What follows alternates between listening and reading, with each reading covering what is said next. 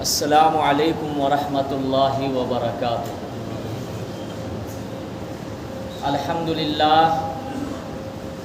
الحمد للہ نحمدہ ونستعینہ ونستغفرہ ونؤمن بہ ونتوکل علیہ ونعوذ باللہ من شرور انفسنا ومن سیئات اعمالنا من یہدہ اللہ فلا مضل لہ ومن يضلله فلا هادي له فأعوذ بالله من الشيطان الرجيم بسم الله الرحمن الرحيم إنا أنزلناه في ليلة القدر وما أدراك ما ليلة القدر ليلة القدر خير من ألف شهر تنزل الملائكة والروح فيها بإذن ربهم من كل أمر سلام هي حتى مطلع الفجر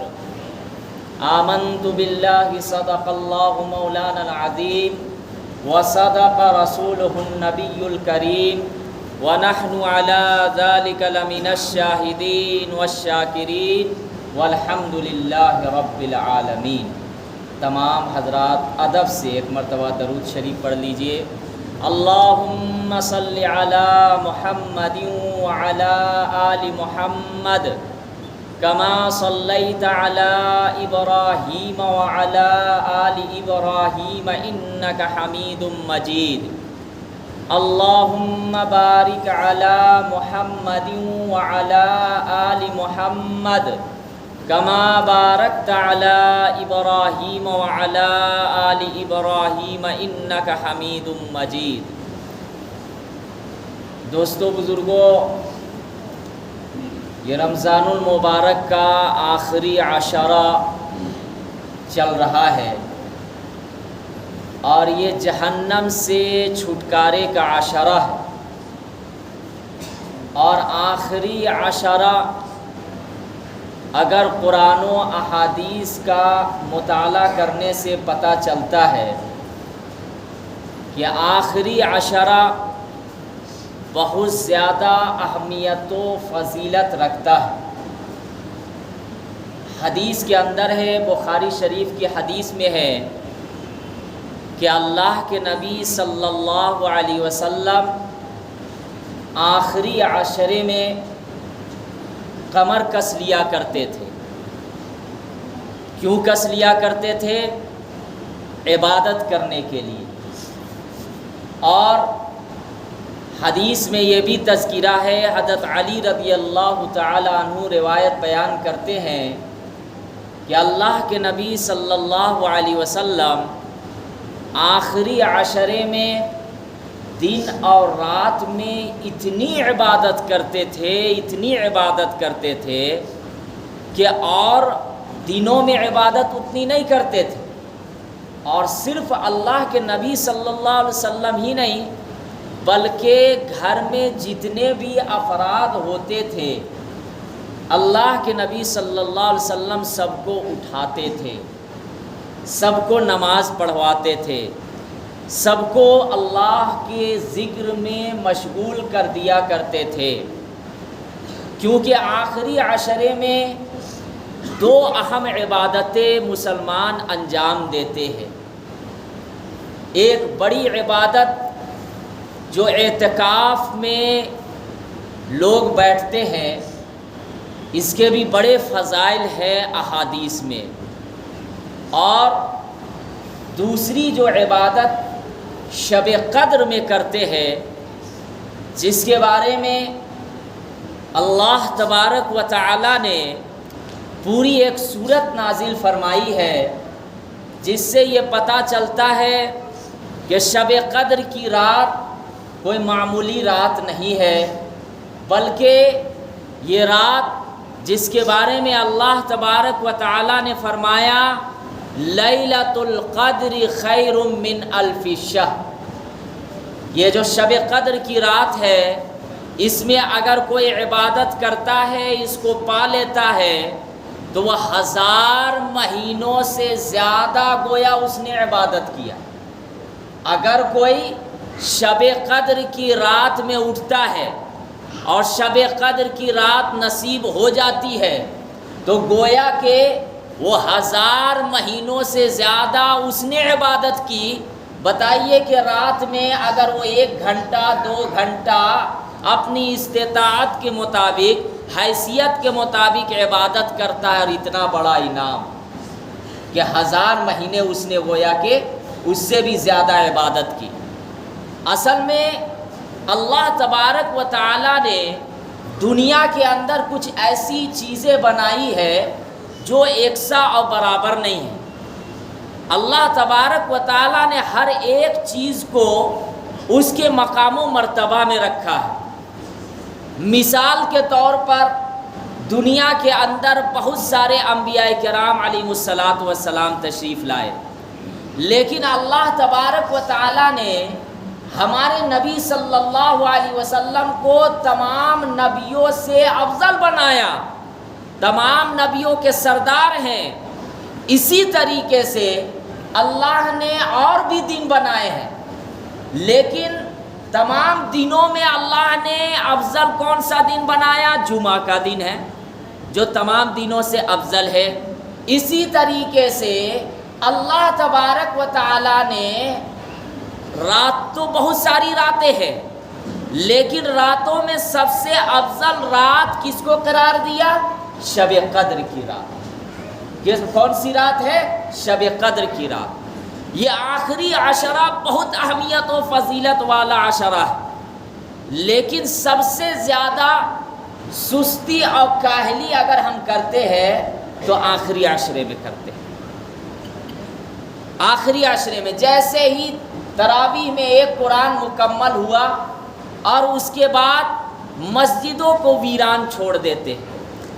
اگر تراویح میں 6 صف 7 صف کی بھیڑ لگی ہوئی ہے تو جیسے ہی آخری عشرہ شروع ہوتا ہے، ایک قرآن مکمل ہوتا ہے، ڈائریکٹ 1 صف 2 صف آ کے رک جاتا ہے، اور پھر مسجدوں سے زیادہ ہم مین روڈوں میں جا کر بھیڑ لگانا شروع کر دیتے ہیں۔ مارکیٹنگ میں اتنا مشغول ہو جاتے ہیں کہ فرض نماز کو بھی چھوڑ دیتے ہیں، جو کہ بہت سخت گناہ ہے۔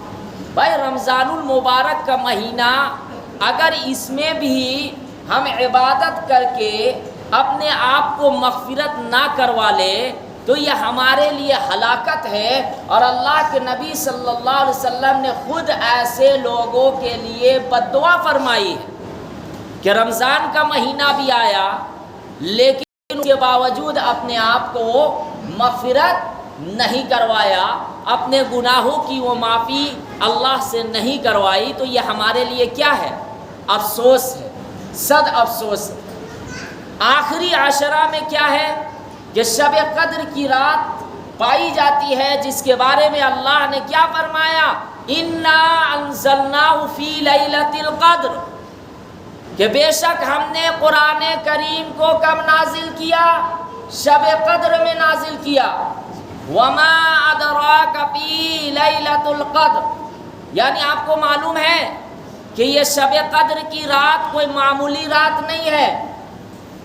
لیلۃ القدر خیر من الف شہر، یہ 1000 مہینوں سے بہتر ہے۔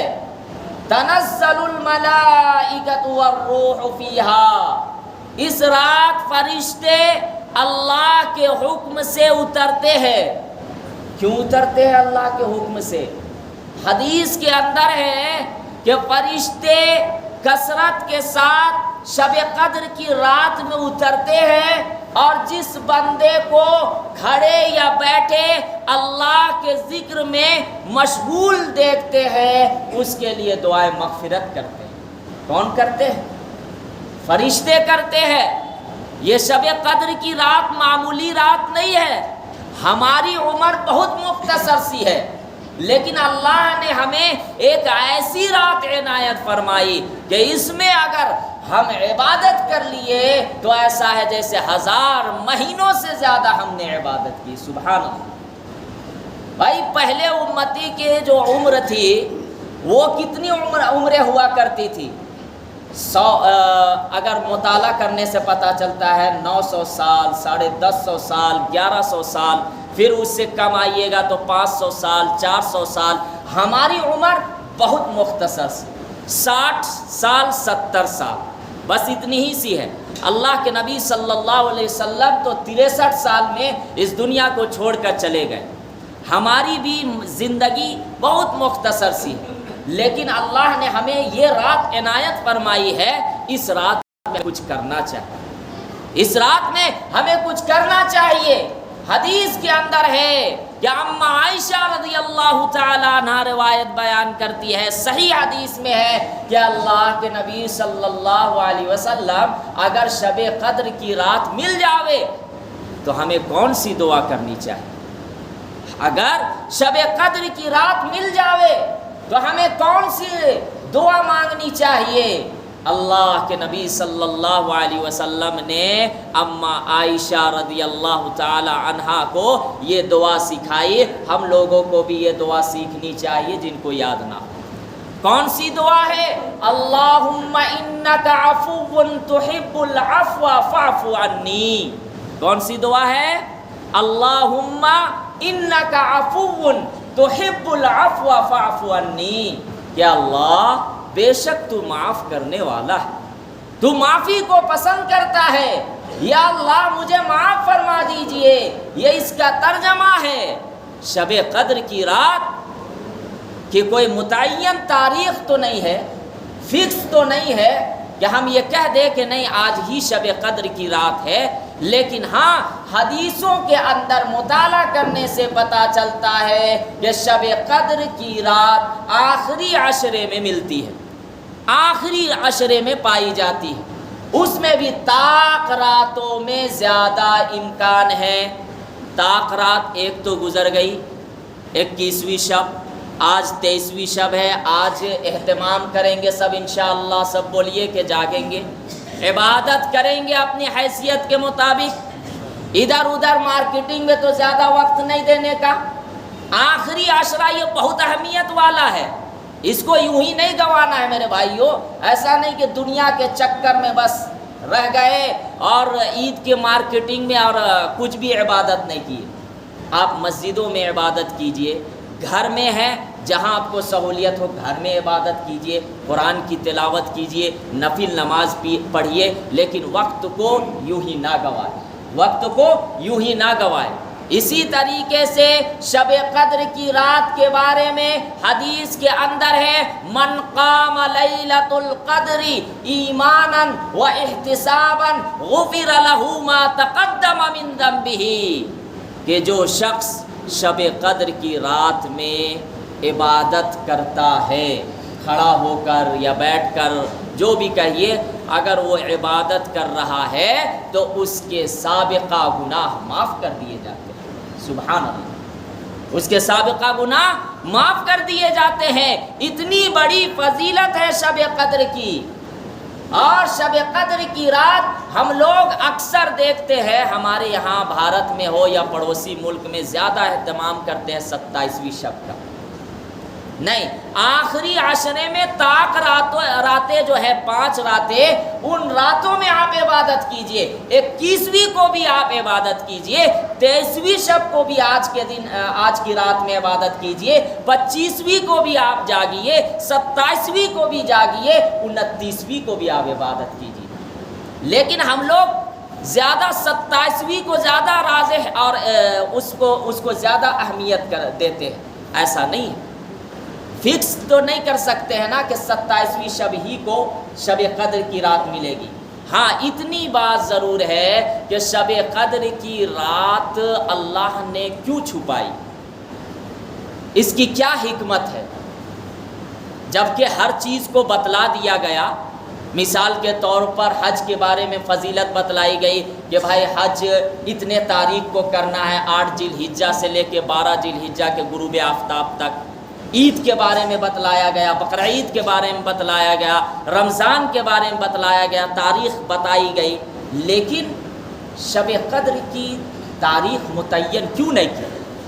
کیا حکمت ہے اس کے پیچھے؟ کیا مصلحت ہے اس کے پیچھے؟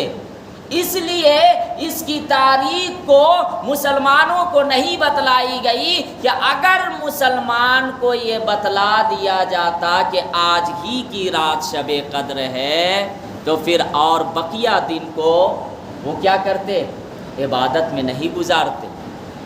وہ اور جو رمضان کے اور دن ہیں اس میں سستی اور کاہلی کرتے، لاپرواہی کرتے، عبادت میں مصروف نہیں رہتے۔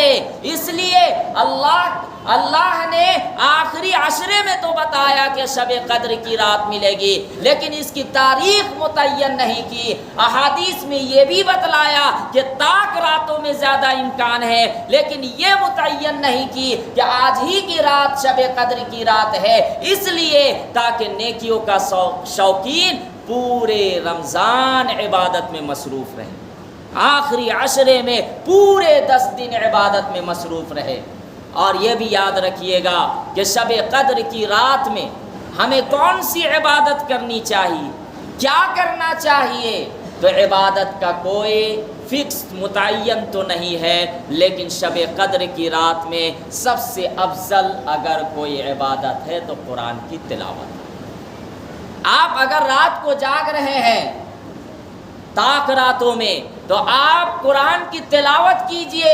قرآن کی تلاوت اللہ کو سب سے زیادہ پسند ہے۔ دنیا کی جتنی بھی کتابیں ہیں آپ اس کا مطالعہ کر رہے ہیں، پڑھ رہے ہیں، اللہ کو اتنی خوشی حاصل نہیں، لیکن اگر کوئی بندہ ہو یا بندی ہو قرآن کی تلاوت کرتا ہے، اللہ تبارک و تعالی ایسے بندوں سے، ایسے عورتوں سے، ایسے بچوں سے بہت زیادہ خوش ہوتے ہیں۔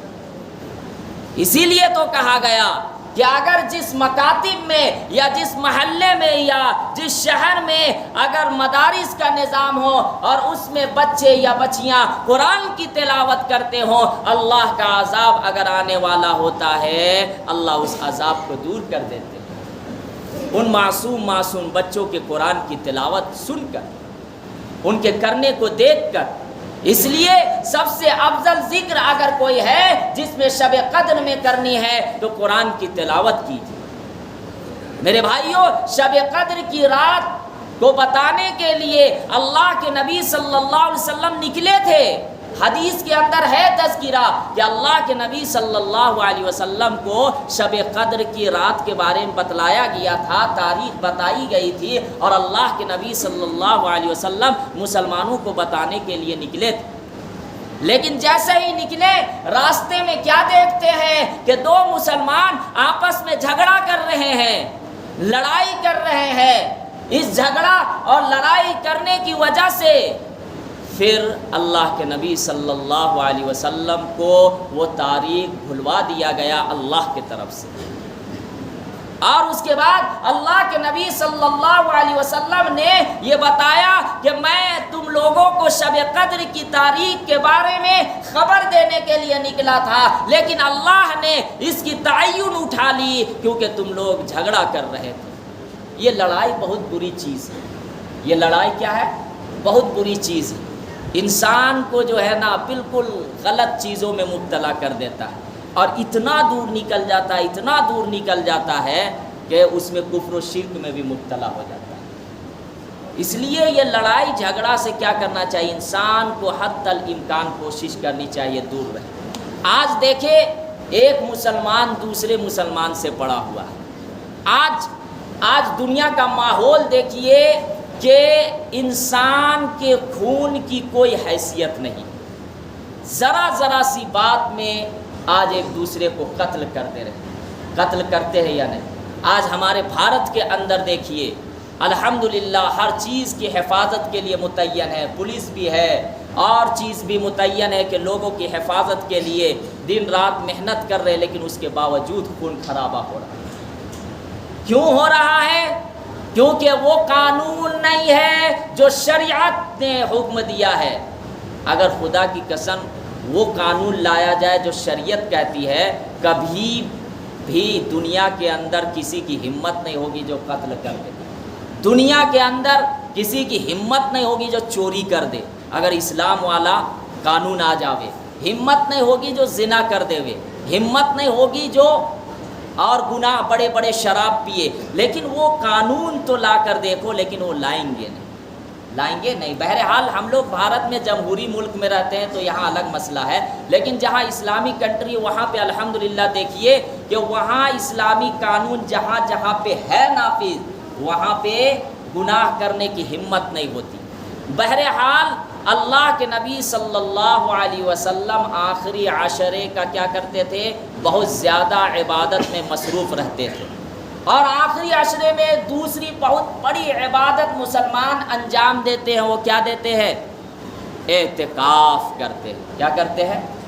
اعتکاف کرتے ہیں۔ لیکن اس میں ہم بہت زیادہ لاپرواہی کرتے ہیں، اس میں بہت زیادہ لاپرواہی۔ بعض مسجدوں میں تو دیکھنے کو ملتا ہے ایسا کہ کوئی اعتکاف کرنے کو تیار نہیں، باضابطہ ان کو وہاں محلہ والے جو صدر سیکریٹری ہوتے ہیں ان کو پیسہ دے کر اور بیٹھاتے ہیں۔ بھائی اعتکاف تو اللہ کے لیے کرنے کا ہے۔ اور اس مسجد میں بھی دیکھیے کہ ایک ہی بندہ اعتکاف میں اس سال بیٹھا ہے، حالانکہ ہر سال 8-10 لوگ بیٹھتے تھے۔ یہ افسوس کی بات ہے ہمارے لیے، ہم اپنی جوانی کو ادھر ادھر گزار دے رہے۔ کیا اللہ کے لیے 10 دن دینے کو تیار نہیں؟ 10 دن دینے کو تیار نہیں؟ ہماری جوانی غیبت میں، چگلی میں، بدگمانیوں میں، شراب کے اڈوں میں، چوریوں میں، زناکاریوں میں گزار رہے۔ کیا اللہ کے لیے آپ 10 دن اعتکاف میں نہیں بیٹھ سکتے؟ اعتکاف کی کیا فضیلت ہے؟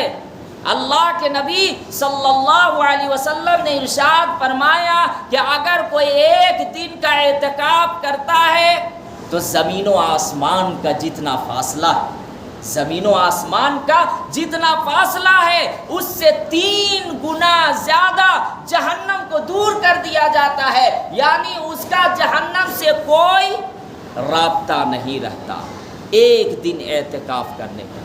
اگر کوئی 10 دن کا اعتکاف کرے تو کتنا دور ہو جاوے گا، واللہ اعلم، اللہ زیادہ بہتر جانتے ہیں۔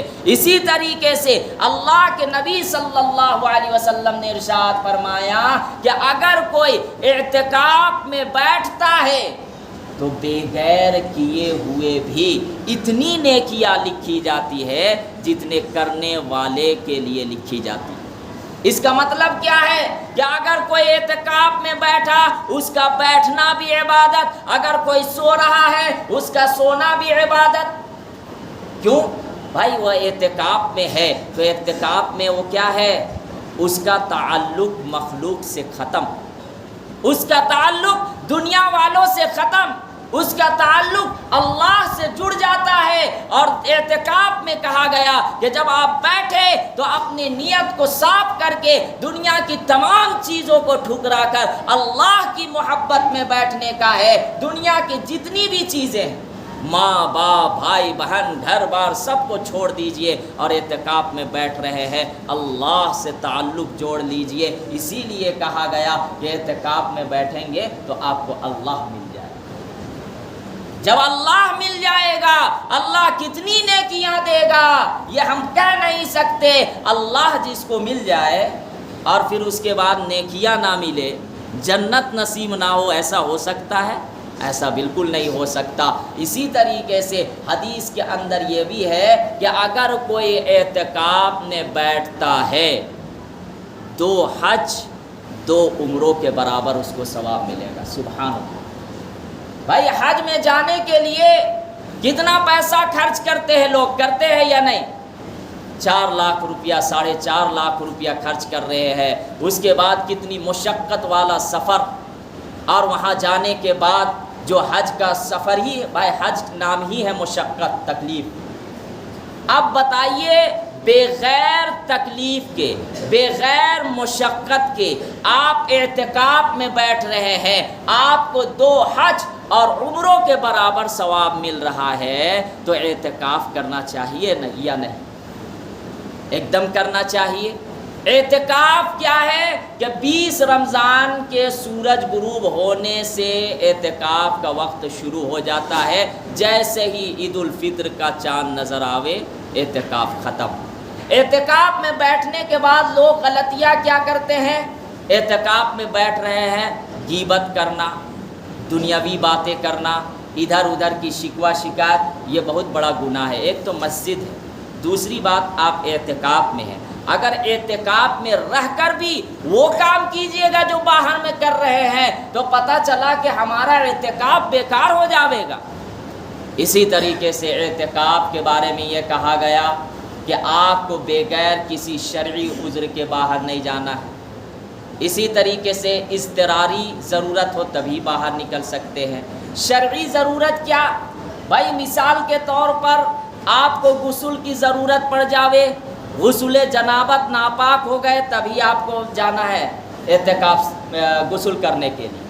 بہت سے لوگ کیا کرتے ہیں، اپنے جسم کو ٹھنڈک پہنچانے کے لیے مسجد سے باہر نکل جاتے ہیں غسل کرنے کے لیے، اعتکاف ٹوٹ جائے گا۔ جب تک آپ ناپاک نہ ہو تب تک آپ اعتکاف کی حالت میں ہے، جب تک ناپاک نہ ہو تب تک آپ باہر نہیں نکل سکتے۔ اگر محض ایسے ہی غسل کرنے کے لیے نکل رہے اعتکاف ٹوٹ جائے گا۔ اسی طریقے سے چند منٹ کے لیے بھی اگر آپ نے کسی بھی بغیر شرعی عذر کے باہر نکالے ایک قدم بھی تو آپ کا اعتکاف ٹوٹ جائے گا۔ آپ کو اعتکاف میں بیٹھے ہیں، استنجا وغیرہ کے لیے آپ باہر نکل سکتے ہیں، غسل جنابت کے لیے نکل سکتے ہیں۔ اسی طریقے سے اگر اس مسجد میں کہیں پہ جمعہ کی نماز نہ ہوتی ہو تو دوسری مسجد میں جمعہ کی نماز پڑھنے کے لیے جا سکتے ہیں۔ اسی طریقے سے میں بہت سی مسجدوں میں دیکھتا ہوں کہ اعتکاف میں بہت چھوٹے بچے کو بیٹھا دیا جاتا ہے، جبکہ نابالغ بچے کے لیے اعتکاف صحیح نہیں ہے۔ نابالغ بچے کے لیے اعتکاف صحیح نہیں ہے۔ بالغ ہونا چاہیے، عقل مند ہونا چاہیے، پاگل بھی نہیں ہونا چاہیے۔ اسی طریقے سے جس مسجد میں باجماعت نماز ہوتی ہو، مؤذن اور امام باقاعدہ اس میں موجود ہو، وہاں اعتکاف درست ہے۔ اور اعتکاف عورتیں بھی کر سکتی ہے اپنے گھروں کے اندر ایک روم متعین کر کے۔ یہ مسائل بہت زیادہ پوچھتے ہیں کہ کیا عورتیں اپنے روم میں جب اعتکاف میں بیٹھی ہوئی ہو تو کام کر سکتی ہے یا نہیں؟ تو اگر کوئی گھر میں کام کرنے والی نہ ہو تو اعتکاف کی حالت میں بھی وہ کام کر سکتی ہے، لیکن اپنے روم ہی کے اندر، باہر وہ جا کر نہیں کر سکتی ہے۔ اپنے روم میں رہ کر وہ ضرورت کے مطابق اپنا کام کر سکتی ہے۔ اسی طریقے سے اعتکاف میں یاد رکھیے گا، کوئی بھی بری چیز، گندی چیز زبان سے نہیں نکالنا ہے۔ اگر آپ گالی گلوچ کر رہے ہیں یا بری بات نکال رہے ہیں اعتکاف کی حالت میں تو یہ بہت سخت گناہ ہے۔ یہ کیا ہے؟ بہت سخت گناہ ہے۔ تو آخری عشرے کا ایک تو اعتکاف میں جتنے بھی لوگ بیٹھے ہوئے ہیں، اللہ سے دعا کرنی ہے کہ اللہ تعالیٰ ان کے اعتکاف کو اپنے بارگاہ میں قبول عطا فرمائے اور اچھے طریقے سے اعتکاف کرنے کی توفیق عطا فرمائے۔ اور ہم سب کو شب قدر میں خوب عبادت کرنے کا ہے۔ ابھی طاق راتیں 4 راتیں باقی ہیں، 4 راتیں، ایک تو گزر گئی رات، 4 راتیں باقی ہے، اس کا اہتمام کرنا ہے۔ بھائی یوں سمجھیے کہ اگر آپ کو ابھی معلوم ہو جاوے کہ فلاں جگہ میں ایک میلہ لگنے والا ہے اور اس میں اگر ہم جائیں گے کچھ بزنس کریں گے تو ہمیں بہت زیادہ منافع ہوگا، کروڑوں کا۔ کیا ہوگا؟ کروڑوں کا منافع ہوگا۔ یا یوں سمجھیے کہ وہاں ہم جائیں گے تو مجھے پیسہ ملے گا، تو ہر آدمی وہاں پہلے پہنچ جائے گا، وقت سے کیا ہے؟ پہلے پہنچ جائے گا، پیسہ مل رہا ہے نا، پہلے پہنچے گا یا نہیں؟ اسی طریقے سے یہ سمجھیے کہ یہ شب قدر کی جو رات ہے، اس میں اگر کوئی عبادت کرے گا بہت زیادہ نیکیاں ملیں گی۔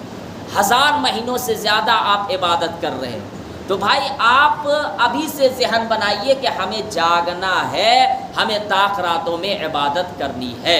اسی طریقے سے شب قدر کی رات کی کیا فضیلت ہے کہ فرشتے جو آسمان سے اترتے ہیں، فرشتے جو ہے آسمان سے اترتے ہیں اور یہ فرشتے طلوع فجر تک ان کے لیے دعائیں مغفرت کرتے ہیں، یعنی فجر کی نماز سے پہلے تک ان کے لیے مغفرت کی دعائیں کرتے رہتے ہیں۔ کتنی بڑی بات ہے۔ اور ایک فرشتہ دو فرشتہ تشریف نہیں لاتے ہیں، بلکہ فرشتوں کی ایک جماعت ہوتی ہے اور وہ دنیا کے اندر تشریف لاتے ہیں۔ اس لیے ہر انسان کوشش کرے کہ شب قدر کی رات میں اپنی حیثیت اور استطاعت کے مطابق عبادت کریں گے۔ انشاءاللہ سب لوگ بولیے کہ انشاءاللہ ہم سب عبادت کریں گے۔ اللہ تعالیٰ کہنے سننے سے زیادہ عمل کرنے کی توفیق عطا فرماوے۔ وآخر دعوانا ان الحمد للہ رب العالمین۔ جو حضرات سنت نہیں پڑھے ہیں وہ سنت